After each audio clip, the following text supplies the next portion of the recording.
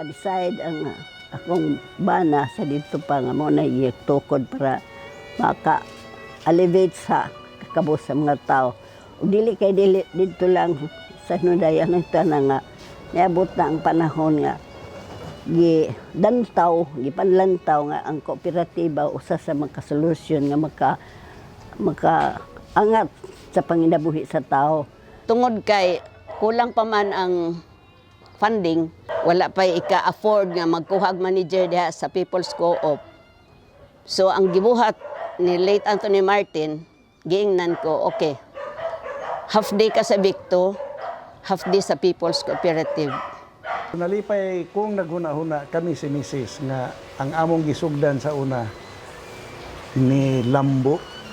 Kanang usahay nga mag-drive ko sa sakyanan paing kog Cebu o balik, makatupad ko sa jeeps nga People's Jeep. Kusing tanawar gud ning kuan sa People's kaning ilahang nilambo sa ilahang kakugi. Among gihaguan sa pagsugod, so naagyoy manindot nga nakita resulta. At that time, there was John Salvatierra, Frank Barriquatro, Chris Paez, ug si Tony Martin.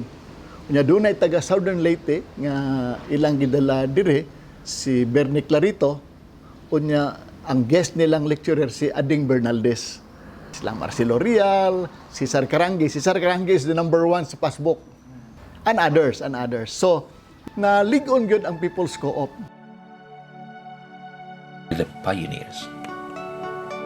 They never imagined that the total initial capital of 2,175 pesos and 55 centavos they pulled together would start them on a journey which would take them 50 years into the future. They never imagined that the 27 individuals in the beginning would grow into more than 104,000 members half a century later, or that the 2,175 pesos and 55 centavos starting capital would become 2.4 billion pesos in total assets. There are, of course, reasons why the People's Co-op has grown tremendously. Ang Cebu People's Multipurpose Cooperative nidako og maayo tungod sa ato ang pakig-alayon o pakig-partner sa lain-lain nga mga institusyon sama sa gobyerno, nasyonal o lokal, mga government agencies, nasyonal o mga NGOs nga diin tungod sa ato ang partnership with them as conduit partners, we're able to offer more services and products to our members. Expansion of membership, usag yun na nga mong gikuan para mapalambo ang ato ang People's Co-op kay ang member manggod mo ay makapahatag og bugat nga kanang kuan sa co-op, bugat kay nga tabang sa co-op. And one reason na I joined Cebu People's is kadtog yung iyahang social service packages. I think that is one of the most secured programs for any member, labi na kadto sa itong mga member nga dili kaabot. Dili ka-afford to access social services programs that are not dili na provide sa government. Ang decision pagtukod sa Cebu People's Cooperative tungod siya sa Victo nga maoy center nga naghandle sa mga development cooperative sa Visayas nga aron nga naay usa ka kooperatiba nga community type siya pero all over Cebu City gyud siya pero grassroots. The best thing that happened sa People's Co-op, ang iyang growth was fueled not because of money. That means wala sila mag-organize og co-op because gusto sila nga makaloan. Nag-organize sila because of the basic concept of credit union, which is trust.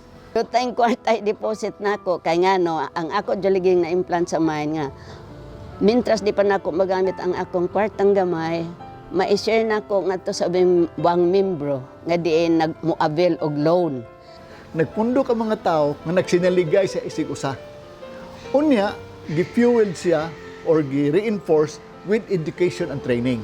Ang seminar, weekly, batch by batch, 15 persons per batch. I belong to the first batch. I learned many lessons from Chris Paes ang seminar. Among seminar 1 week, mo to, grabe jud kaayo. Ting uwan manggani to, mga pila mi kabuok pagkuan, mga 15 mi kabuok ni adto sa kapilya namo. Nga atong panahon na 28 years old pa ko nito 1972, amo nang gisugdan o kandak og mga pre-membership seminar. Gibuhos gyud ako ang tibuok nako nga energy og sa akong katiguhan. Wala nako madamha nga moaboteng panahon nga kining kooperatiba mahimong siyang dako nga usa ka kooperatiba nga nakita nako nga dito sa laing lugar sama sa Europa. 50 years is a very long time. And some of those who were there when the journey began are now gone. Si daghan to yun, wan ako dugay na biya.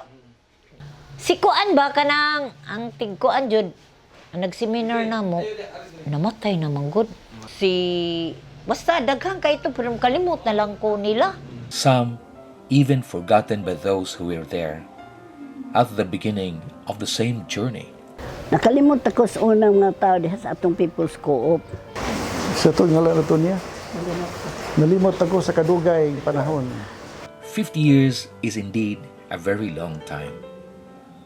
But some ask, why would the Cebu People's Multipurpose Cooperative consider it a continuing duty to honor the 27 pioneers who started the journey? Dili nato kalimtan ang mga founding members, 27 kabuok.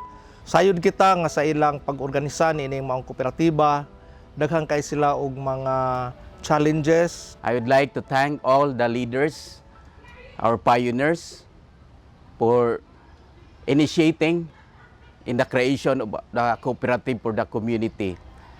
Daghan na ta og mga serbisyo nga gi-create tailored fit sa ato ang mga members. Labi na sa atong mga pioneers.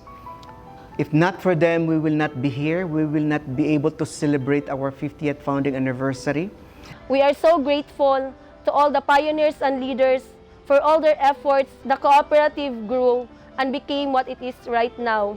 But some believe that more than the tremendous financial growth of the People's Co-op as reason for honoring the pioneers, or that without them there would have been no People's Co-op to talk about today, lies an even more serious reason.